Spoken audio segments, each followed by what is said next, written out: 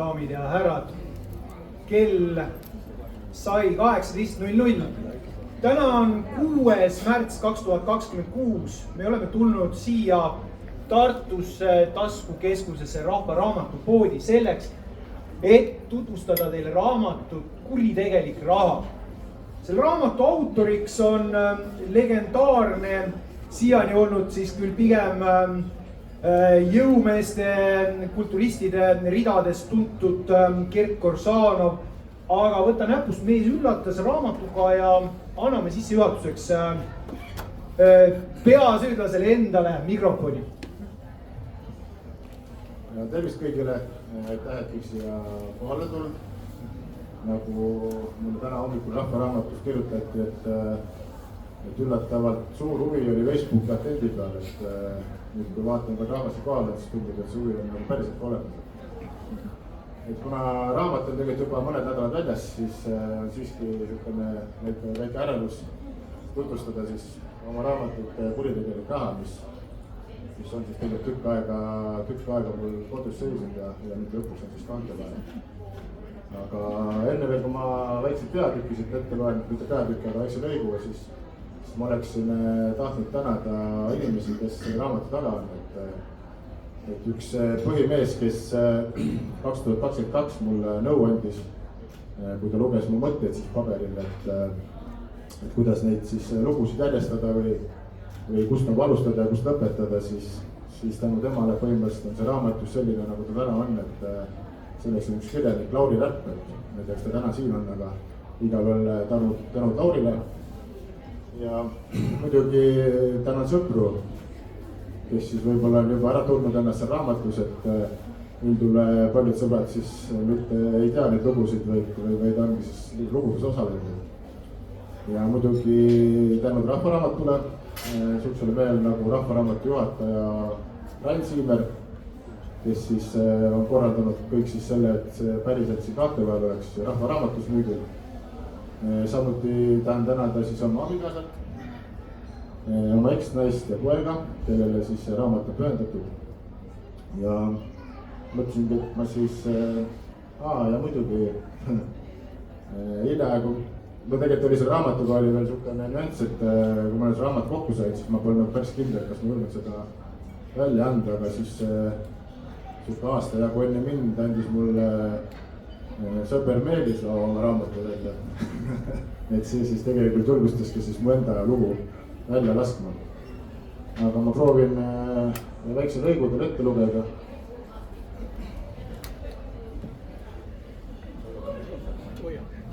Ma panen prillid ka ette nagu kirjanikule kohale.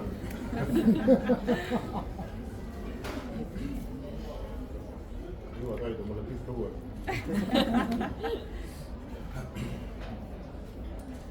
Ligi poole tunni pärast jõudsime ühe maja juurde.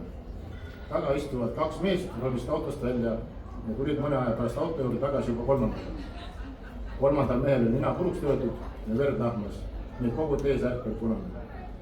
Selle tüübil autosse istuda lubatud, et ta pakiti pagassiruumi bensiinikanistri kõrval. Uskuge mitte, aga see liigutanud minus ühtegi närvi ega tekitanud ühtegi küsimust. Siis sellel ajal, see aeg oli 1996, ma olin 15 aastane. Kui veline tüüp oli pagassiruumi pandud, öeldi mulle, et davai sõidame. Lähme lähevasse olevasse karjääri. Alles siis tärkas minus küsimus, et oot, mis siin praegu toimub. Aga välja ma seda ei öelnud. Kui jõudsin karjääri, ronisid kõik autost välja. Pagasides olev mees tiliti õue. Mehed võtsid kanistri, jalutasid tüübiga autost eemale. Ma seisin auto juures, toetasin tagumikku kapotile ja jälgisin, mis edasi saab. Mees, keda eelnevalt juba kodus pekstud oli mu tuttavatel puidvärimeestega suure summa rahavõlgu ja õigemini võiks asja kirjeldada nii, et üks pätt üritas varastada teistelt pättidel, kuna arvas, et varastatud palkide varastamise pärast nagu nii keegi politseisse kaevama ei lähe. Ta oli aga valesti kalkuleerinud. Need mu tuttavad ei kavatsenud kui politseisse kaevata. See oli aeg, kus oma kohus oli alati tõusam abinõu kui politsei, kellel sageli kõik võimalikud vahendid või nagu tänapäeval öeldakse, ressursid puudusid. Meid karjusid, käskisid ohvrit põlvitada üks meestest varastas ta verise keha minu poolt garaažis toodud kanistris olevat bensiiniküle ise röökides. Kas sa ei tea, kelle tagant sa varastasid, kas sa ei tea, kes me oleme? Need laused, kas sa ei tea, kes me oleme, olid 90-ndatel üsna tavapärased. Igaüks arvas, et on keegi, tahtis ta ka teistel kuulutada. Igas külas ja linnas jagus selliseid kuhjaga. Küll aga oli vähe jultumust nendel, keda karjääri viisid ja bensiiniga üle kallasid. Kanistist ohvri peale kallatud bensiin haises oli väslikult länge. Olgugi, et seda tehti autost mitukümmend meetrit eemal, oli vaisu väga hästi tunda. Ja siis nägin ma esmakordselt, kuidas inimese jõud kadus ja vastupunu murdus.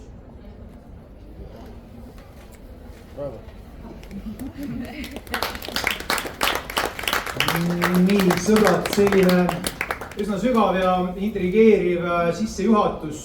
Ma ise omalt poolt pean tunnistama, et jah, 90-ndad oli selline huvitav aeg ja nendest juhtumitest, kui ise tänapäeval noortele räägin, siis mul on korduvalt öeldud, et kuule, ära jama, et juba nende lugude eest võidakse sind sinu peale kaevata ja mingisugust menetlust alustada.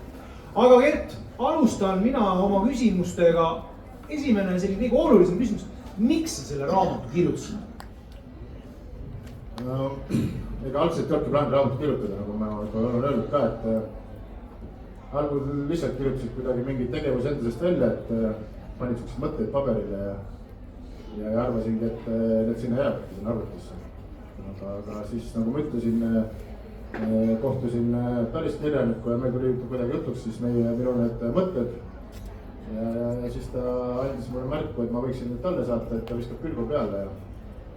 Ja siis ta arvaski, et tegelikult seal on sihukest raamatumaterjaliga küll ja küll, et siis ta andis mulle soovitusi ja nii siis see mõte lõpuks tema mulle pähe panigi, et sellest võiks nagu raamat sündida. Kirjeldas seda raamatu kirjutamise protsessi detailselt natukene, et kuidas te see koostöö sujus, et noh, ma kujutan ette, te olite üsna erinevad inimesed ja kas nagu kirjelda seda protsessi? Ja ei, protsessi osas selles mõttes tööd ma tegin ikka üksi selle kirjutamisega, et pärast seda, kui Lauri oli mulle andnud siis siuksed juhised kätte, siis mul tegelikult tekkis siukene, ma ei tea, inspiratsiooni puudus. Et ma võtsin need mõtted, mis ta mulle andis, võtsin teadmiseks ja sinna paika need jäid, et see kohtumine oli meil kuskil 2022 aasta ja tegelikult ma alustasin kõige sellega uuesti 25. aastal uuesti. Et seda põhjusel, et me reisisime pidevalt abikaasaga Itaalias ja täitsa juhuslikult sattusime Karda äärde kuskil hotelli, kus siis rõdu peale minnes avanes siukene vapustav vaade ja kuidagi sealt hakkas see mõttelind jooksma, nii et pärast seda ma broneerisin veel 3 korraks sinna samma hotelli omale toa ja põhimõtteliselt selle 3 korraga sai see raamat siiski valmis kirjutatud. Nii võib öelda, et see raamatu valmisprotsess on aega võtnud siuke 6 aastat. Gert, räägi, kas kuidas koolis nagu õppimisega oli, et mis seis sul nagu koolis kirjandustundidega oli? No õppimine oli minu jaoks siuke vähe teisejärguline asi, jah. Et suurt ma seal koolis millest aru ei saanud ja kirjandusega oli eriti siuke häda, et kui ma kutsekooli läksin, siis ma suutsin omale kirjandusõpetajaga niimoodi tülli minna, et mind visati välja ja lubati praktiliselt 3 kuud tundigi. Siis ma käisin ja kauplesin direktori käest, et ma tundi ära saaks, et ma saaks kogu vähemalt aineid lõpetada ja selle ainepunkti. Et sellega oli paras jama ja kirjutamise kui sellisega on üldse probleem, et seal oli vaja küll mingid esseesid ja kirjandid kirjutada, siis mulle tundus see täiesti ebanormaalne asi. Ühte A4 täis kirjutada tundus minu täielik kosmos ja raamatu lugemisest ei tahtnud see aeg ma nagu rääkida, et mulle tundusid täiesti mõttetud asjad raamatu lugemised. Et täna suhteliselt 30 aastat hiljem ma loen muidugi hea meelega raamatut. Mis sa, Gert, arvad, et kas su tolleaegne eesti keele ja kirjanduse õpetaja oleks ette kujutanud, et sina kusagil raamatu kirjutad või kas sa ise oleks kunagi, ma ei tea, 10 aastat tagasi ette kujutanud, et sa hakkad raamatut kirjutama? No kirjandusõpetajaga kindlasti ei kujuta ette ja olgem ausad, ma ise mitte ammugi. Et see kuidagi juhtus nii jah, et mingi asi viis teiseni ja teine asi viis kolmandani. Ja kusjuures meil oli just siin nädalakene tagasi oli seesama kool, kus siis kirjandusõpetaja nüüd välja viskas. Tegelikult ma olin peale kooli oli siis samas koolis oli tehas kasvatusõpetaja paar aastat. Nii et meil oli seal õpetajate siis kokkutulek. Ja siis veel hästi lootsin, et ma näen oma kirjandusõpetajalt ka seal, aga kahjuks ma teda seal ei näinud. Et eks mul tuleb see tee võib ette võtta ja tal ikkagi külas käia oma raamatuga. Et näha need esimesed emotsioonid, mis ta saab siis. 90ndad ja võib-olla 2000ndate algus oli selline täiesti veider aeg, selliseid hästi absurdseid olukordasid tuli ette. Et kas on mingisugune lugu, mida sa võib-olla siia kaante vahele ei pannud, aga mida sa siin viibivale seltskonnale tahaksid rääkida? No nende lugud ongi täpselt see, et need, mida ma rääkida tahan, neid ma raamatusse ei pannud. Et päris kõik lood nagu pliiatsit ja paberit ikka ei kannata. Ja ütleme nii, et sellest raamatus toimuvad asjad on üsna leebed ja tagasihoidlikud, aga ega ma ei ütlen ausalt, et ma pigem jätaski need enda tööle, ma kõiki päris rääkima kirjutama ei hakka. Kuidas sa nagu ise tunned, et kui sa nüüd nagu tagasi vaatad, et kas on mingisuguseid asju, mida sa oleksid teinud kindlasti teistmoodi? Kas on mingisuguseid asju, kus sa tagantjärgi kahetsed, et seda tegid ja võib-olla mingid momendid, kus sa oled ise endale mõttes õlale patsutanud, öelnud tubli poiss, et sa selle ära tegid?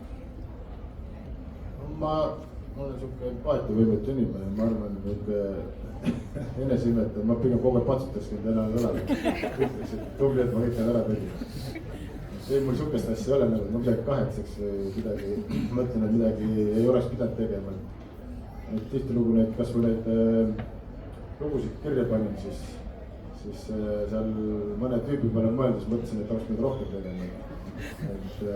Et seda nagu ei ole jah, et ma midagi tegemata oleks jätnud. Kui sa meenutad seda vana aega, 90-ndaid, kas sa oled ennast tabanud mõtted, iseennast analüüsides, mõtled niimoodi, et kas tõesti ma suutsin sellel ajal niimoodi mõelda? Ja ei, täna muidugi selles mõttes, täna ei tundu need asjad, mis ma tegin või mõtlesin üldse reaalselt. Ma ei kujutagi ette, et kas ma seda jälle raamat lugedes, täna 44 aastane mõtlen, ma ilmselgelt siukest asja ei teeks ja seda enam, kui ma selle raamatuse pöördutud pojale, siis ma olengi pigem siukse reaktsiooni selle seisukoha võtnud, et jumala eest mul poeg siukest asjadega tegeleks, nagu mina tegelesin. Et muud nagu ei olegi, jah. Vaatan, mees läheb vaikselt härdaks. Kent, ole hea, tõsta käsi, et siin kõik näeksid, et kellest jutt käib. Gert, lõpetuseks ma palun sulle, et sa vaataksid niimoodi silmaga üle kogu selle seltskonna, kes siia on kohale tulnud. Kui paljudest, visuaalse pildi põhjal, kui paljudest on selle raamatu kaante vahel mingisuguseid väikseid elemente või mingi eraldi story? No paar tükk on. Et kas nad seal ennast ära tunnevad, no ilmselgelt tunnevad, et siin on paljud, kes on siis enne enda raamatud ära ostnud ja siis on mulle tihtilugu helistanud, ütled, et kuuled, et kas sa räägid minust, kas see lugu on ikka nii.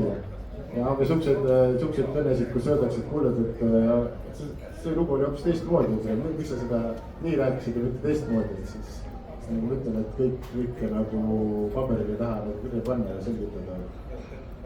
Aga jah, et siin mõned inimesed, kes siin kaante peal täitsa olemas on. Nii, kallid sõbrad, nüüd on see osa, kus te võite ise kirjaniku äralt küsida erinevaid küsimusi ja ärge kohe tormake siia pilti tegema, et see on siis pärastpoole, kui meil see tutvustuse osa, ametlik osa läbi saab. Aga kui on kellelgi mingisuguseid küsimusi, täpsustusi, meenutusi, siis mikrofon on teie.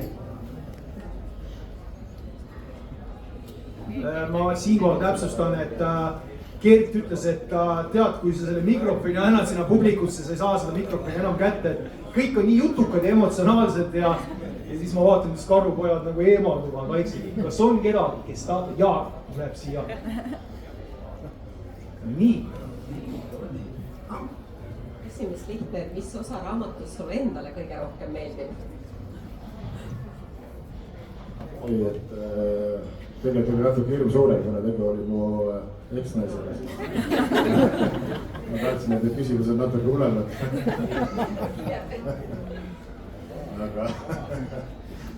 Aga enne kui ma vastan, mul seoses Enaga tuli siis meelde ka mul see raamatus mingid asjad, et see aeg, kui ma millega tegelesin, siis mu suurim hirm ei olnud mitte kunagi see, et ma politseile vahel jään või mind arestitakse. Mu tegelik hirm oli alati see, et kui Ena sellest teada saab, et siis kodus seda jama ei viitsi nagu helpida, et ma olin nõus enne istuma kuskil kambris kui pärast kodus. Aga mis osa mulle kõige rohkem meeldib? Ei tea, kas meeldib, ma arvan, et kogu raamat on niisugune hea jutustus, et mulle endale, kui mitte nüüd ette rääkida raamatut, siis Antslas elu või olu siis, kui spordiklubi esimest korda avasin ja sellega seal toimetama hakkasin, ja muidugi üks sihuke põnevaid seik oli ka siis minu kandideerimine kohalikku volikokku, et see on üks siukene põnevaid ja üks intriige tekitavamaid lugusid üldse seal siis selles kohalikus asula ajaloos. Ma siin kuulasin neid hirmu ja õuduslugusid seoses eks-perenaisega ja tabasin ennast mõttelt, et ka sealtpoolt võiks üks raamat tulla vastu kaaluks selle, mis me siitpoolt kuulsime. Aga minu üks selline mälestus, ma ei tundnud, ei teadnud Gerti, minu teed olid sellele, ma elasin pealinnas ja Tallinnas Kulturismiliidu peakorteris. Kulturismiliidu tolleaegne president Arnold Tokko ja Ott Kiivikas arutasid omavahel elavalt, et Antslas on mingi hull vend, kes on teinud jõusaali, kus on kõik masinad roosad, et naiste saal ja kõik on roosaks värvitud. Siis ma mõtlesin, et huvitav, et mis vend see selline on ja siin ta nüüd istub ja tutvustab oma raamatut, et loomulikult ma arvan, et Gert võiks neid raamatuid veel ja veel kirjutada, et huvi kaotaks järge, aga ma annan kommentaari seoses roosa jõusaali, et see tegelikult oli Võrus mu teine jõusaal ja seal tekkis, spordiklubis tekkis olukord, kus nagu meil täna fotograaf ütles, esireas istuvad sellised mõmmid, et seal saalis käisid kõik sellised mõmmid ja ütleme tavainimestele tundus see saal niisugune natuke brutaalne koht, kus käia, siis ma ei leidnud muud lahendust, kui rettisin ruumi juurde ja ostsime sinna uude ruumi siis uued masinad, mis olid siis kuldset värvi ja kus olid roosad nahad peale pandud, nii et lihtsalt selle jaoks, et saaks kõrne sugupoosi jõusaali kasutada. Et siis ei ole välistatud, et tänasel päeval võime ka seda lillaks värvitud jõusaali näha. Nii, aga sõbrad, on veel küsimusi. Praegu on teie võimalus küsida Gerdilt. Jaa, ma küsiks. Jaa, ma annan. Mul ei ole vaja mikrofoni, mul on hääl piisab. Vaata Gert, sa saad nagu Sule jooksma esimese raamatuga. Siis värvikas tegelane nagu sa oled. Neid lugusid kindlasti on rohkem, mis on ühes raamatus. Kas on lootus ka näha nagu mingid järgnevaid osasid? Ma olen mõelnud selle... Ausalt.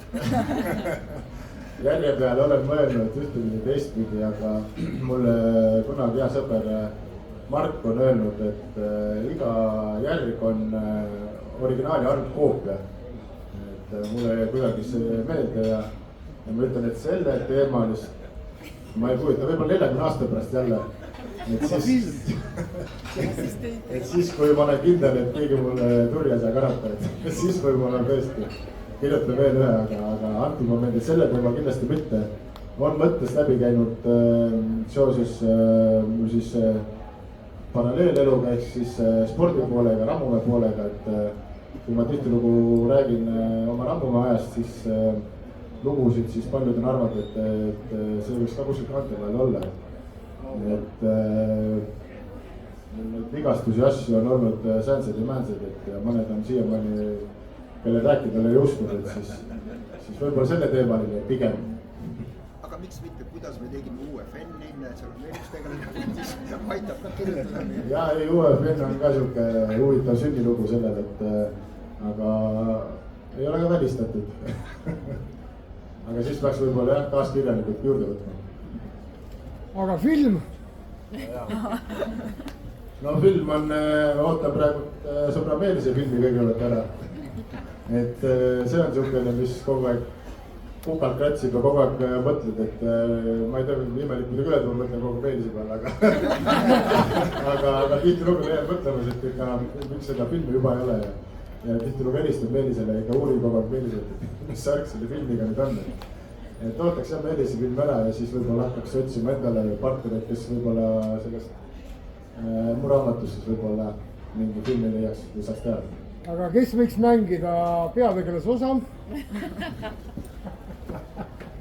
Täna on küll AI-ga võimalik nüüd nooremast teha, nii ma mängin ise. Enese imetleja nagu ma olen kogu aeg. Aga ei, praegult ei oska sihukest asja öelda. Et eks aeg näitab jah.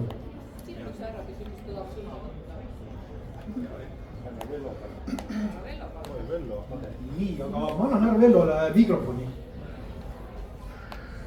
Tere päevast või poolõhtut. Ma tulin ekstra sinu pärast. Ma tean, kes sa oled. Raamat. Kes ma vaatan, kes sa oled. Mina kirjutasin ka eluraamat. Mul oli 500 pilti ja 500 lehekülge. Nüüd ma kirjutan raamatut oma õpetajast Erik Lukinist. Siis kirjutan raamatut Eesti boksist, boksiõpetusest.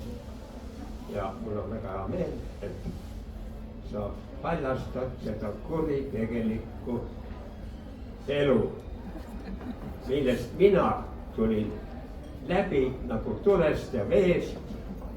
Ja ma loodan, et siin raamatus on ka see, et sa oled tulnud läbi tulest ja veest ja teinud boksi.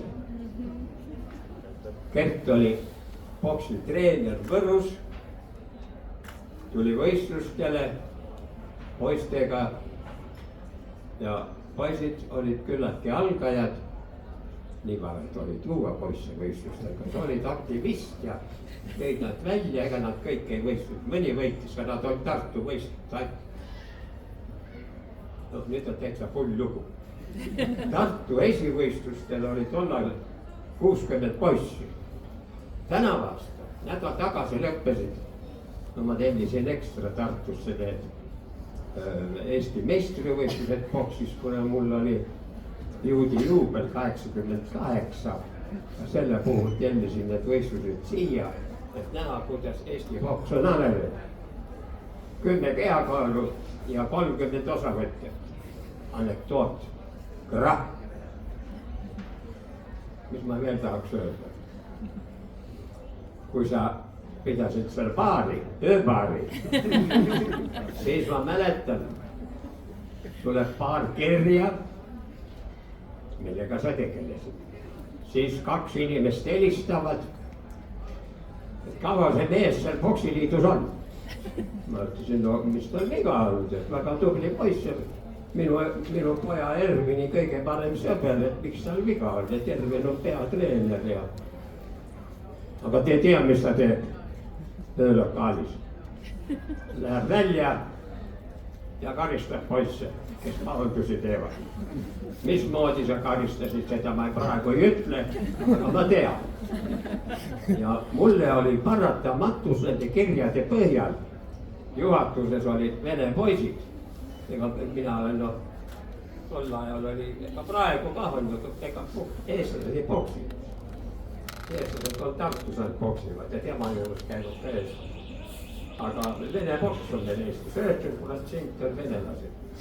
Aga ma ütlen teile selle peale, et venelane on ka inimene ja vene inimene on üks parimaid inimesi ainult, et Venemaal on tsaarid ja Eestis on kuningad ja president. Üks väike vahe on. Tsaaridest ma mäletan Juhan Julma ja need teisi ajaloos. Vaadake, rumaluse esimene tundelõmk on, et inimene räägib palju ja räägib nendest asjadest, mida ei ole vaja rääkida. Aga tere tulemast tagasi poksiseltskonda. Sind ei ole ma ametlikult välja visanud, vaid ma kustutasin lihtsalt nimekirjast. Ja sa oled eluaeg veel poksis ja ma palun täita ära poksiveteraanide ma olen Eesti poksiveteranide seltsi president, MTÜ. Ma palun täita ära siis avaldus ja ma tulen siis ükskord sinu juurde ja võtan selle allkirja ja ma pean sinust lugu kui Eesti poksi veteranist. No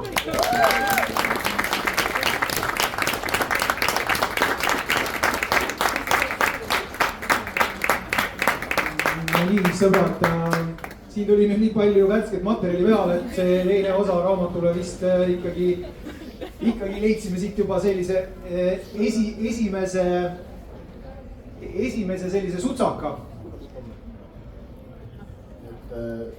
Ma siis tänan Vello Päde, kes siis on olnud minu esimesi poksitreenerid siin Tartus, nii et tõesti Vellol on olnud ka, on enda raamat välja antud, nii et ma veel kord suur tänu Vellole. Siin on tulnud külalisi juurde, kas on kedagi, kes soovib ka omalt poolt midagi meenutada, on mingisuguseid küsimusi Gerdile. Ma kuulasin seda viimast juttu ja ma arvan, oletan tegelikult, et see karistamine nägi välja nii, et kevadel poisid panid Gerdile kartulid maha ja sügisel aitasid korjata. Aga on, ja nii, aga siin on üks härra, kes on hea meelega. Ja, mõtlege midagi.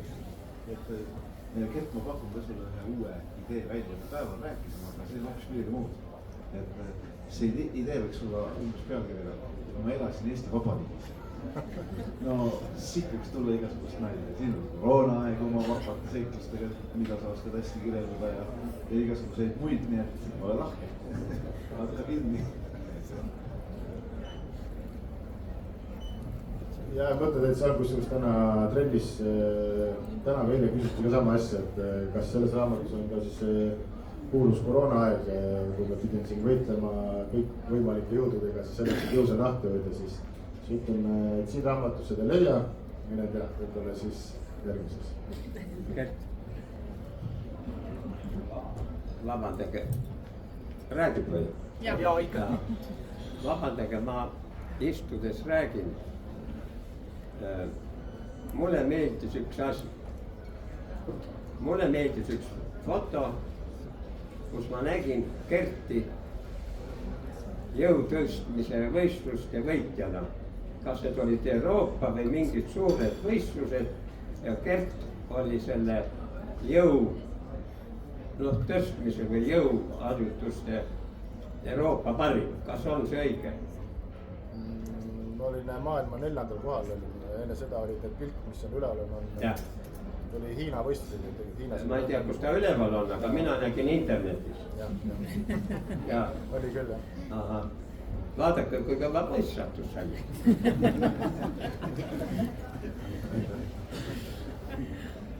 Nii, kas on siin veel kedagi, kes võib-olla meenutab vanu aegu, on küsimusi Gerdile?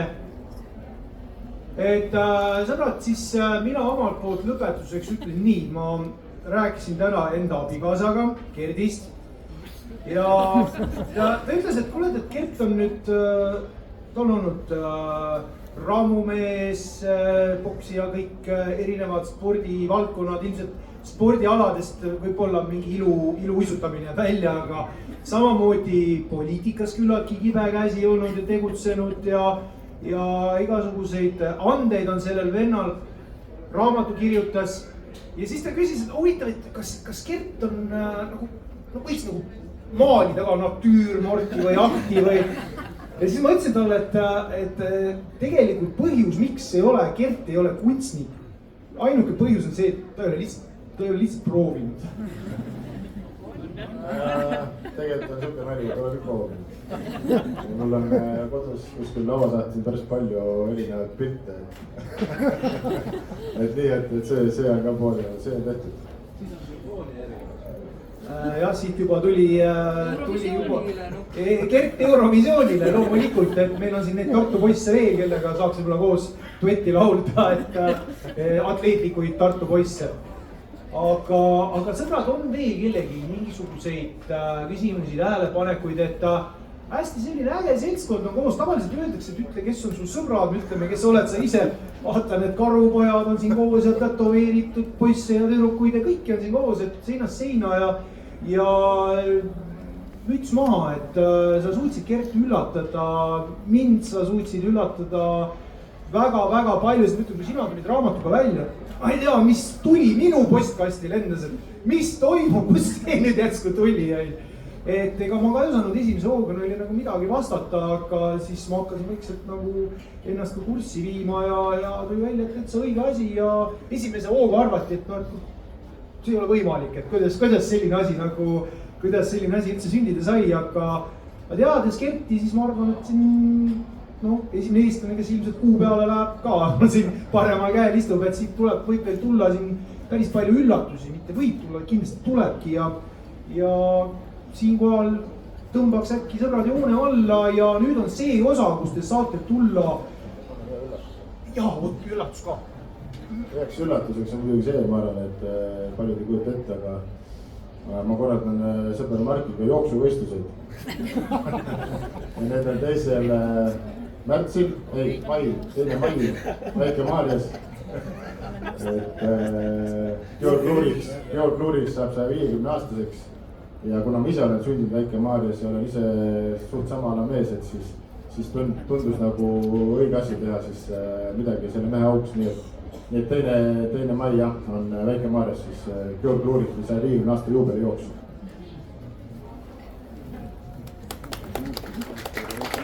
Väike-Maarjaga tuleb mulle meelde minu abikaasa, kes on sõitinud Soomes, aga elas Väike-Maarjas.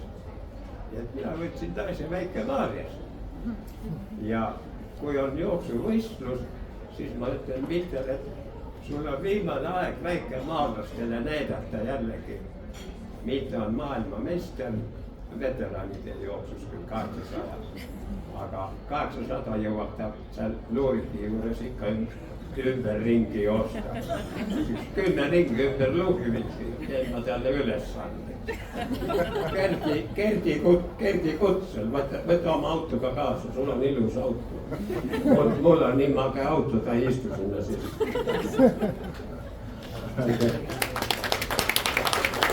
No nii, näete sõbrad, juttu jätkuks kauemaks, aga nüüd tõesti see osa, kus täname kõiki, kes siia kohale tulid ning nüüd on see võimalus, kus te saate Gerdi kingitustega üle külvata, saate Gerdi käest küsida autogrammi pühendusega, täpsustage, kuidas teie nimi kirjutatakse igaks juhuks üle, et see on kõige keerulisem protsess tänasel päeval, et kas ta on Monika 2 O ja tavalise K-ga või 1 O ja C-ga ja nii edasi.